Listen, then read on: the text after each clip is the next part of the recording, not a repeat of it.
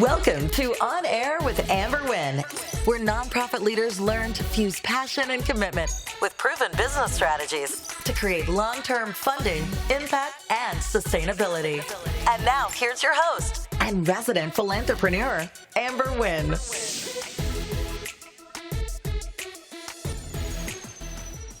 Welcome, fam. You're on air with Amber Wynn.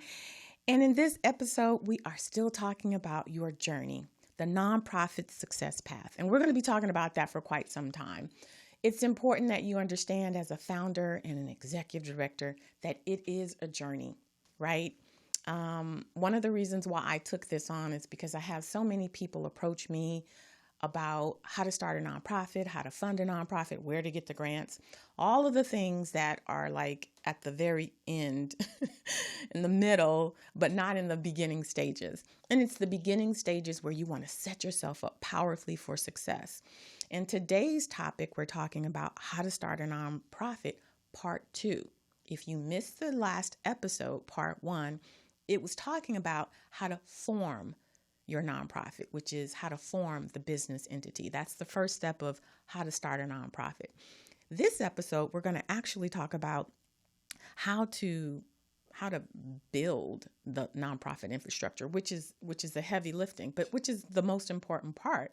Yes, you have your 501c3 tax exempt status, but starting a nonprofit means creating the infrastructure so that you are ready to receive funding. You don't get your 501c3 tax exempt status and then get all of this money. It doesn't work that way. You have to create an infrastructure that makes you grant or funding ready. We're going to talk about all of that. But right now, I just want to welcome you to this episode. I want to let you know that I'm here to support you. Philanthrepreneur means I'm fusing all of my 30 years of experience to support the most amazing people in the world, which are you, my founders and nonprofit executive directors. We're going to jump into a commercial right now, but when we get back, we're going to talk about actually how to build your infrastructure. You're a school, a foundation, a healthcare provider, or an environmental group, a museum, a church, a shelter, or a community service. You're starting a nonprofit on a startup budget, and you need to get this right the first time. No mistakes, no misunderstandings, and no costly do-overs. At Nonprofit Elite, we know what you need because we've been there too. Accurate information, mistake-free filings, and peace-of-mind assurance that your 501c3 application will be successful. This is what we do, and we are very good at it, all backed by our industry-leading guarantee and 100% IRS approval rate. But forming your nonprofit and obtaining tax-exempt status is just the beginning. Once you're up and running, Nonprofit Elite will consolidate the bulk of your operations into one place, including your accounting, compliance, website, fundraising, and more. We do the work of several full-time staff for just a fraction of the cost, so that you can remain focused on advancing your mission. Contact Nonprofit Elite for expert preparation of your formation documents and 501c3 application, and for a full range of accounting, fundraising, and administrative solutions.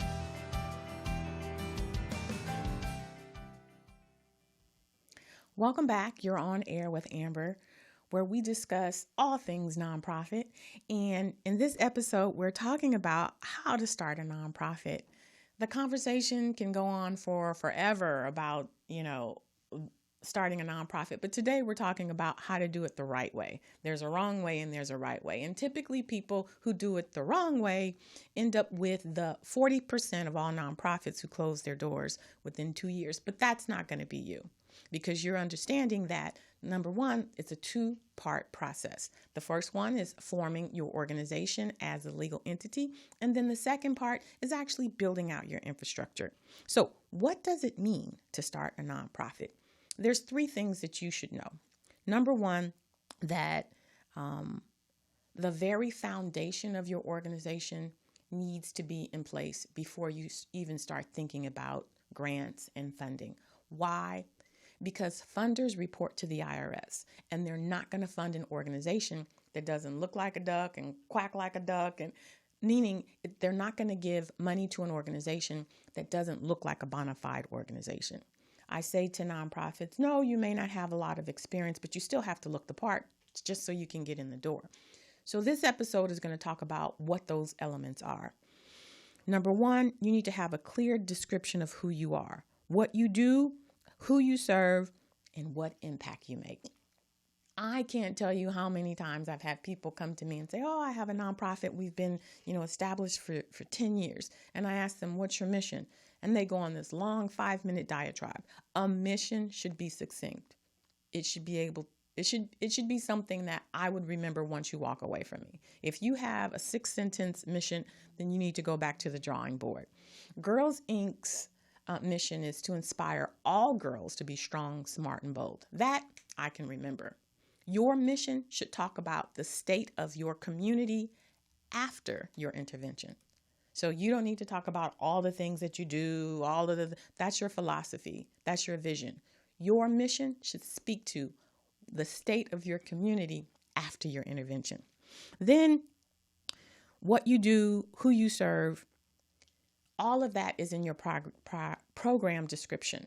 Your funders need to know who you serve because funders, they have specific people that they serve. You can't say, I serve everybody in my community. They're not going to fund you because some funders only fund children. Some only fund seniors. Some only fund, youth. So you've got to be specific about who it is that you serve. If it's young girls ages 5 to 17, that's it. It's not everyone. It can't be everyone. If you serve everyone, then it's got to be something like a debilitating disease like cancer. But even within that, certain organizations only fund cancer for children and cancer for, women or cancer. So it's important that you understand who your audience is, and it's important that you figure that out sooner than later. Because if you get 10 years into your organization and you're still not able to clearly articulate that, that's going to impact your funding. Geographically, where do you serve? Because funders will only serve in New York or they'll only serve in Florida. You need to be clear about that because when you start going for grants, you need to identify the funding source that's going to fund your geographic area. And then also, what type of impact you make. This is the biggest reason. This is the number one reason why brand new nonprofit organizations, newly formed organizations fail to get funding. It's because there's no proof that you're successful. Now, I'm not saying you can't. There's seed money out there. Organizations look at your board to determine whether or not you have strong leaders who can move you forward. They can trust you because they know that your leadership is going to move you forward. There's millions of ways to get around it. But the number one reason why nonprofits don't get funded is because they fail to demonstrate the impact that they're making in the community. Think of it this way. If your daughter or son came to you at the end of the week and said, Mom, can you give me, $100? And you go through your house and you see that the dishes weren't washed, you see that their room is a mess, and what am I paying you for? Versus if at the end of the week, your child says to you, Mom, can you give me $100? You look at your kitchen, it's immaculate, their room is made, they vacuum, they clean, then there's a return on your investment. It's the same for a funding agency. They're not just giving out money, people. That's one of the myths. Oh, go get that free grant money. It's not free. And they are held accountable by the IRS, by the way, and their board to demonstrate what they did with the monies that they gave out. If you can prove that for the last year or the last 6 months, you've made an impact in your client's life, whether that's a success story, whether that's graduation rates, whether that's to reduce teen pregnancy, whatever it is, if you can demonstrate that proof, then you're positioning yourself to qualify for grants. Doesn't mean that you automatically are going to get it, but those are essential foundational information.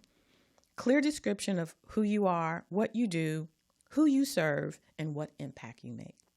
Then you need to be able to receive, track, and report on the funding. And that doesn't mean taking a check that the founder gave you and putting it into your personal bank account. That's not going to work. Number one, if you get audited and they ask you for your financial statements, your bank statements, and they see that you have charges there for lingerie from Fredericks of Hollywood, that's just not a good look. You want to separate your accounts, and you want to make sure that you have a business account. But not only than that, you want to make sure that you have the ability to pay people, right? You've got money coming in, you've got money going out, you've got vendors. So you need to create a business infrastructure. I can't tell you how important that is. If you have Wave, which is one of our sponsors, if you have Wave apps, that's free, by the way, you set that up, you link it to your bank accounts, you have a chart of accounts, meaning you've got line items of people that pay you and people that you get paid from. It automatically creates financial statements. Your funders are always going to ask you for financial statements because it's what a business is supposed to have. So you want to get all of this set up before you even think about going to look for grants, because if they say to you, we need a balance sheet, you need to be able to push that button and create a balance sheet. Some people may say, well, if I'm just started, how am I supposed to do that when I have no money coming in? You still need to have the system. You need to be ready, not get ready. So having things like a financial system in place for accounting, for payroll, even for volunteer management, like that is essential. So you can't get around it. Don't think because you don't have paid staff that you don't need these systems. You need to be ready. Also, you need to be able to provide your funder with, at a glance, look at what's going on with their money. Let's just say you get a seed grant for $25,000 and they want quarterly reports. At the end of the quarter, you need to be able to say, of the $25,000 that you've given me, we've spent $5,000. How are you going to do that? You can't scribble it on a piece of paper and turn it in. What they're looking for is generally accepted accounting practices, GAAP. And what you would do if you had this infrastructure in place is you would simply go in to your accounting system and you would push a button and it would give you the timeline for the quarter, and it would show all of the transactions that you've made from that funding. So you have to have these systems in place so that you can be responsive to your funder. If you're not responsive to your funder, guarantee you won't be funded again. And running a nonprofit organization is all about long-term sustainability. If you want to see damage to a community, then watch when a nonprofit starts and then closes their doors, because your community needs you. And that's not what we want you to do. We want you to be in for the long haul. So today we're talking about the nonprofit success path. We're talking about part one was forming your nonprofit organization. But today we're talking about part two, which is building out the infrastructure. We've talked about those things that you need to have foundationally. And at the end of the day, when you form your nonprofit, you need to have all of those elements that says to a funder and people looking from the outside that you are a bona fide nonprofit organization. And nothing says bona fide nonprofit organization than a powerful governing board of directors. I'm going to pause here for a second, because when you don't understand what it is that makes you look powerful, when you don't understand what it is that the IRS has put in place for funders to know that you are powerful, then you struggle. I'm going to tell you, a powerful, seasoned nonprofit board is essential. You have to have a board that is a working board, not only because it's what the IRS put in place, but because if you don't, you're going to get burnt out because you'll be carrying the weight of the organization, and that's not your role. So you need to have a powerful board. And finally, you need to have an annual budget. An annual budget is one of the things that a nonprofit funding organization is going to ask you for. What does the annual budget say? The annual budget says to a funder, and I'm telling you from wearing my funder's hat, if your organization is bona fide. 9 times out of 10, when I meet a new client and I ask them that question, what's your annual budget? They'll do this. Last year was about $26,000. And right there, as a funder, I know that you're not a bona fide nonprofit organization, because an annual budget is not how much you raised. I'll ask the question, and another response I'll get is, what's your budget? I don't know yet. You don't know yet. Listen to me. An annual budget is not how much money you've raised. It's not how much money you have in your bank account. An annual budget is how much it costs to run your organization. Whether you have it or not, an annual budget is how much it costs to run your organization. And I'm just going to give you a little tip. If it's under $150,000, it's not a bona fide nonprofit organization. Do not submit an annual organizational budget under $150,000. I would go so far as to say it should be around $250,000. That doesn't mean you have that amount in your bank, but that's how much it costs to run your nonprofit. In future episodes, we're going to talk about actually how to build out an annual budget, and we're going to talk about how to use your annual budget as the starting point for your fundraising strategy. But I'm going to just put a pin in here because this is really important. If you have an annual budget of $10,000, then that's what your board is going to be responsible for raising. If it costs in reality $150,000 for you to run your nonprofit and your board or you only raise $10,000, what does that mean? That means you're going to stay in your pocket. That means you're going to always be self-funding your organization because you don't have enough revenue coming in. And that's why it's important that you understand that the annual budget is not how much money you raised, but how much it actually costs to run your organization. And that's the document that funders are going to ask you for. Send me your annual budget because they want to know how much it costs to run your organization. If it costs $250,000 and you're asking them for $250,000, what they know is that you're not fundraising. You expect them to take care of them. A funder never wants to fully fund a nonprofit. And now I'm putting on my grant writer's hat. If you want to be successful, don't ask them for the full amount. Ask them for 1/3, at the max, 1/2 of your budget. But you need to know your budget, and they want to know your budget. We're going to go into another episode, but as a funder, when I look at a budget, I can tell. I can look and see the line items. If you don't have D&O insurance, I know that you don't have high-powered people on your board, because a seasoned board member is never going to sit on your board and not have their assets protected. So that annual budget is extremely important. How do you know about all of these things? Well, number one, I'm going to share them with you, but your board is the most important part of actually building out your infrastructure. And I have available for you the nonprofit board recruitment package. I'm going to put the link in the comments for you to check it out, but it's a major process. It's not just about asking your friends, hey, will you sit on my board? You want seasoned individuals. And seasoned individuals understand what it is to run a board. So you want to look the part. And what I have is the board recruitment package. And in that package, it just breaks down everything from where to look to get seasoned board members to the letters, templates, right, that you would send out to corporations, associations. It has a personal board invitation, so you don't even have to think about what to say, what to do. It's a template. You just fill it in. It has the questions that you would ask during an interview, which lets you know there is an interview. You don't just let people walk onto your board. It has a section that even covers board orientation, because you want to onboard your board members so that they don't get on your board and just start going nilly-willy. At the board orientation, you let them know, this is how we function. This is how we roll. Are you on board? So all of those things you'll be able to find in the nonprofit board recruitment package. And all of this is a part of building your infrastructure. We're on stage 1, how to start a nonprofit.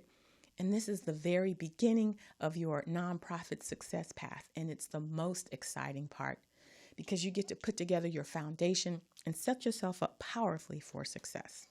All right, so we're going to pause right now for our sponsor, but we'll be back and we'll talk a little bit more about how to start a nonprofit. Do you have a tool that organizes your company's paperwork and takes care of all your record keeping? Does your current record-keeping system send you 90-day alerts to remind you that your key documents are about to expire and need to be renewed? Can you find contracts and procurement opportunities in seconds from any of the 50 United States so you can grow your business? Is your business organized so that you can tell which key documents are needed to efficiently run the business? How about woman-owned, small business, or disadvantaged business enterprise certifications? Do you have a checklist of all the key documents you need to become certified? Does your current system allow you to conduct market research from multiple sources and provide you industry and market data in seconds? Well, SmallBiz Pro does all of that and more. SmallBiz Pro is the #1 business management, compliance, procurement assistance, and market research assistance tool on the market today. Download the app now and you will be amazed. It's like having 3 additional employees working for you, but you don't have to pay them. What are you waiting for? Welcome back to part 2 of how to start your nonprofit. And we're talking about the nonprofit success path, because if you're not successful, then I'm not doing my job. And if I'm not doing my job, listen, I don't even know why I'm here. I wanted to just point out that I have been talking in this session about creating your infrastructure, and SmallBiz Pro is a part of that, right? It helps you to create this system that, you may be trying to manage on Google, or you may be trying to, manage on some other system. All together, you can create a system where you can access your documents at any time, any place. It's secure, but more importantly, you have the opportunity to build out all of your infrastructure in one place. And it guides you through all of that with resources and everything that you need so that you can have a solid infrastructure when your funders say to you, do you have this document? Can you produce? I need this. You have it all in one place. And so what I try to do with my sponsors is make sure that it's information that you can use, information that'll move you forward in terms of building out a powerful, a strong organization. Otherwise, you've got little leaky parts in your nonprofit, and that's not going to help you. We want you to be solid, and we want you to be strong. All right, now it's time for Ask Amber. And in this portion of the session, you get to ask me your questions, your burning questions. And you can reach me on any of my social media handles and ask your question. But today, the question is, how do I attract high-powered board members as a startup? Now, before we went to commercial break, I was talking to you about how essential board members are in the success of your nonprofit. They are your governing entity. They are responsible for the board, even if you're a founder. A lot of times people start nonprofits not really realizing that they're not the most powerful person in the organization as a founder. You founded the organization, that's amazing. But the way the IRS set up the organization is that the governing board, with the president being the most powerful person in the organization, determines the outcomes of your organization. So this is a very good and important question. How do I attract high-powered board members as a startup? As I said before, as a startup, you don't really have a lot, right? You don't really have an impact. So why would a high-powered individual join your board? And I'm going to tell you this. It's because they resonate with what it is that you're trying to do in this world, right? So you need to have a mission that inspires. Before the commercial break, I shared with you the mission of Girls Inc. Their mission is to inspire all girls to be strong, smart, and bold. What woman would not resonate with that mission? Because we know as women in this world, you have to be strong, smart, and bold because there's so many things that come at us. And so with that mission, you'd find people who could get behind that. If you have a mission that's filled with gobbledygook, then people aren't going to know what you're doing and they won't be inspired to help you bring that mission into fruition. You also need to have clear goals, objectives, and measurable outcomes. Seasoned board members, high-powered individuals are people who are busy, right? Unless they're retired. And even in that space, they're still typically busy. So if you're unclear about what your goals and objectives are, if you don't have goals that can be measured, you're not going to attract high-powered board members. Secondly, you have to have some type of structure. Again, typically seasoned board members are business people. They sit on boards because it benefits them and because it's their way of giving back to the community. So if you have no structure, they're coming into a bunch of hot mess, then you won't keep them. So you have to have structure. So we're talking about creating your infrastructure with your accounting systems, with your tracking systems, making sure that you have everything that you need. Those are the things that you need to do in order to attract high-powered board members. People think, oh, I need to pay my board. You don't. You shouldn't. In a nonprofit, your board of directors are volunteers. They are on your board because they believe your mission. But if you don't have an infrastructure, you will not be able to recruit high-powered board members. Trust and believe. The last thing I'm going to say about how to attract high-powered board members as a startup is to make being a board member easy. That means making sure that you're communicating consistently. We're going to have our board meeting in 3 months, not we're going to have it tomorrow, because high-powered board members are high-powered business people. So if you purchase my how to recruit board members package, you'll have in that invitation a calendar. And in that calendar, you will list all of your board meetings for the entire year. And what that says to a high-powered individual is like, oh yeah, I can work with them. They have structure, they are planned out, and you're making it easy. They don't have to email you to find out, well, when are we going to meet? They don't have to email you for the board packet. Everything is already done. All they have to do is show up, get their marching orders, come back, report out.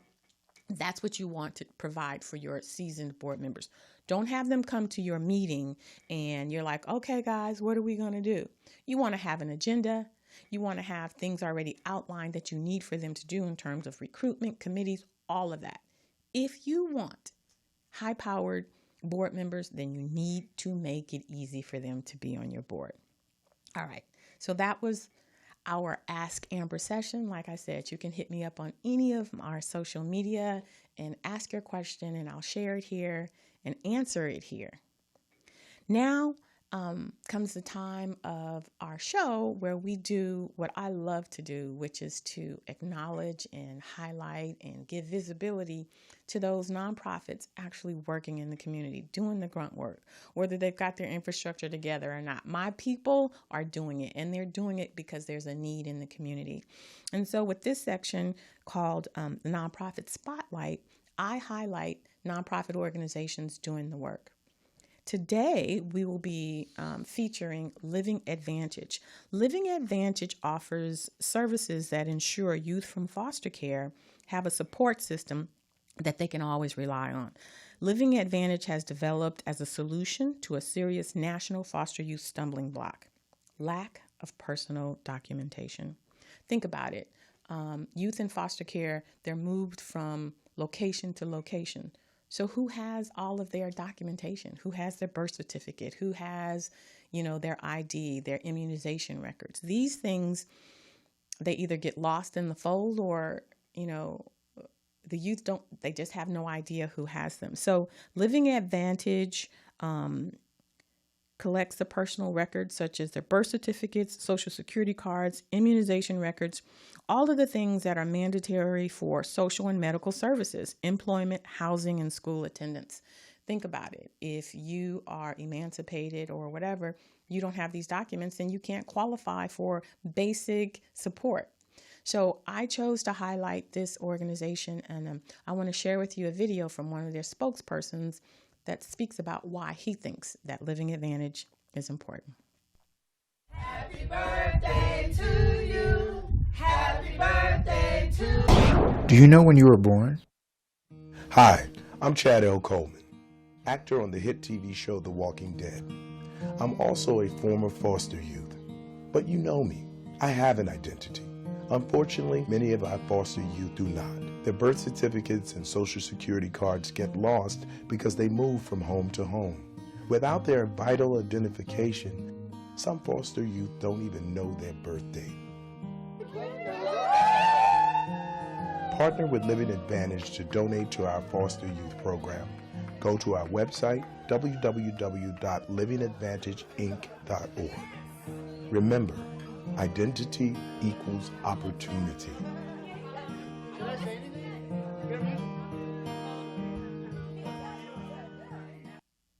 Thank you, Living Advantage, for all the work that you do for youth from low income and foster youth care. Now it's time for our Mindset Minute. This is where we pause to really focus on those things that, in my opinion, cause founders and executive directors to flounder. A lot of the times, people with great hearts and great intentions step into this space believing something. And 9 times out of 10, it's not true. So in our Mindset Minute, we just pause for you to think about something in a different way. And today, I want to focus on the fact that people just make things up. They make them up, or they believe something to be true and they run with it. So you cannot make things up as you go. And that's why today we are talking about part 2 of how to set up a nonprofit. You may think all you have to do is get your 501c3 tax exempt status and you qualify for grants. That's because you didn't do the research and you believed, I don't know, where you got the information from. But the reality is there are rules, there are expectations, there are eligibility and qualification requirements. So as a public charity, you fall under the auspices of the IRS. You fall under the auspices of, the tax franchise services, and they have rules and regulations. The fact that you don't know that they exist is unimportant to them. Once you file as a founder or as an executive director, they expect you to do the legal things that you're supposed to do as a leader of the organization. So I am going to implore you that once you're in this space, to be very, very inquisitive and to try and obtain as much knowledge as you can, because you cannot make it up as you go. If you try to squeeze a circle into, a triangle, you will fail. And that's how people get on that side, on the 40% of all nonprofits that close their doors after 2 years. They close their doors because they've tried to force things into doing the way they think it should be going. And what that results in is them not being able to get funded. It's them self-funding their nonprofit organization, and we don't want that to be you. So when we talk about shifting the mindset, if you're in this space and you're serious about making a difference, I'm going to ask you just to sit back and really start being inquisitive and asking the questions like this. What is required of me as a nonprofit leader?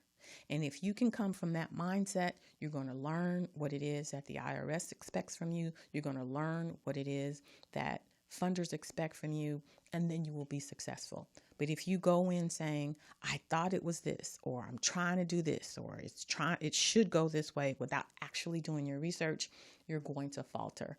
And that's not what I want for you. What I want is for you to be successful. And on that note, we're going to wrap up today. I'd like to thank all of my sponsors, and I'd like to thank you for joining me on Air with Amber, where I serve the most amazing people in the whole wide world, nonprofit founders and executive directors. And my commitment to you is to provide you with a roadmap for consistent and long-term funding so that your organization can make an impact in your community. Thank you for joining me, and we'll see you next week. Thanks for listening. If you enjoyed this episode, subscribe and leave a review on iTunes. Head over to www.amberwyn.net/podcast for the links and resources mentioned in today's podcast. See you next time.